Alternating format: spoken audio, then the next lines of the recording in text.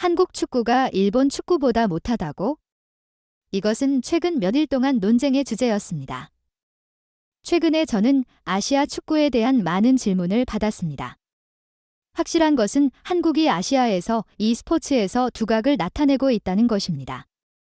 베트남 축구 대표팀을 성공적으로 이끈 박항서 감독부터 말레이시아 대표팀의 현대 축구 스타일을 도입하고 있는 김판곤 감독, 그리고 현재 인도네시아 대표팀을 이끌고 있는 신태용 감독에 이르기까지 한국의 감독들은 축구가 덜 알려진 국가들의 대표팀을 이끌며 큰 파장을 일으키고 있습니다.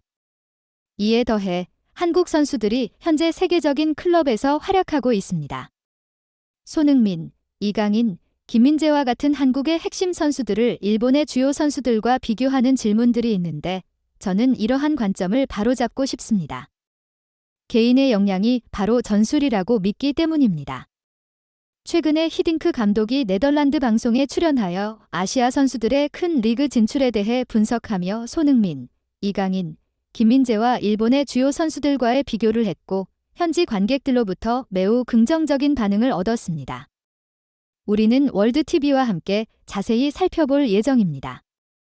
아시안컵을 앞두고 가장 큰 질문은 누가 아시아에서 가장 뛰어날 것이며 각 개별 선수들은 어느 위치에 설 것인가입니다.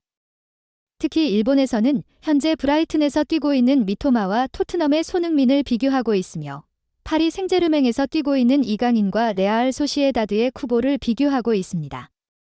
또한 바이엘 레버쿠젠에서 활약 중인 김민재와 아스널의 토미야스를 비교하는 데에도 집중하고 있습니다.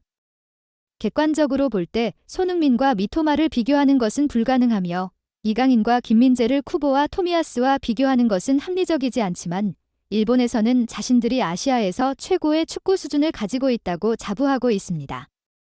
이러한 상황에서 네덜란드 방송에 출연한 히딩크 감독은 심도 있는 분석을 제시했습니다. 그는 과거와 달리 아시아 축구가 유럽 축구에 상당한 영향을 미치고 있으며 이는 매우 긍정적인 현상이라고 생각합니다. 아시아 축구의 두각은 마케팅이 아닌 순수한 실력으로 인정받고 있으며 특히 한국의 손흥민의 영향이 크다고 확신합니다. 이와 관련하여 손흥민, 이강인, 김민재와 일본의 주요 선수들과의 비교에 대해 현대 축구에서 개인의 역량이 중요한 전술이 되는 점을 명확히 하고자 합니다. 이전에 아시아 축구는 세계 무대에서 약하게 보이는 경향이 있었습니다. 개인적인 기술이 뛰어나지만 겸손함과 팀 정신으로 인해 선수들이 마땅한 개인적인 주목을 받지 못했던 예로는 박지성을 들 수 있습니다. 그러나 시간이 흘러 프리미어리그에서 손흥민이 등장하면서 그는 아시아에서 보기 드문 결정적인 골을 넣는 공격수로서 모두를 놀라게 했습니다. 저는 적어도 프리미어리그 득점왕이 된 후에 비교하는 것이 맞다고 생각합니다.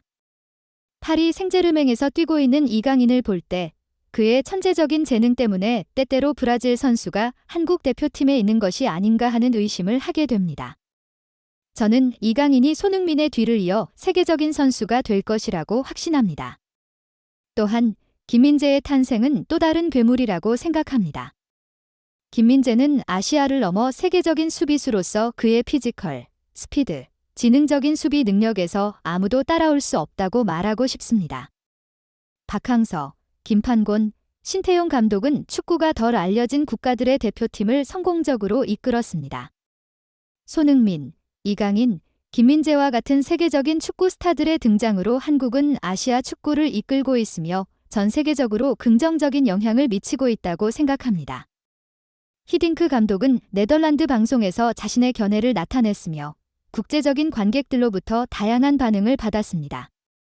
히딩크 감독은 문제를 정확히 이해하고 있으며 미토마를 손흥민과 비교하는 것은 웃기다고 생각하며 그가 말했듯이 득점왕이 되어야만 비교할 수 있다고 생각합니다. 미토마가 프리미어리그에서 득점왕을 할 수 있을지 의문입니다. 다시는 손흥민과 미토마를 비교하지 않았으면 합니다. 이강인의 플레이를 보면 프리미어리그에서 활약하는 모습을 보고 싶고 그가 브라질 선수처럼 플레이하는 것을 보면 분명히 이강인이 쿠보보다 우위에 있다고 확신합니다. 김민재와 토미야스를 비교하는 것이 합리적인가요? 두 사람 간의 차이는 매우 크며 의심의 여지 없이 김민재는 세계 최고의 수비수입니다. 손흥민을 넘어서기 위해서는 미토마가 프리미어리그에서 최소 7시즌 동안 매 시즌 10골 이상을 넣고 득점왕이 되며 리그 베스트 11에 선정되고 푸스카스상을 받아야 하지만 저는 미토마에게는 무리라고 생각합니다. 손흥민과 미토마를 비교하는 것은 시간 낭비라고 생각합니다. 미토마 역시 손흥민과 비교될 때 압박감을 느끼고 더 많은 발전이 필요할 것입니다. 이것이 우리가 댓글을 통해 받은 반응들입니다.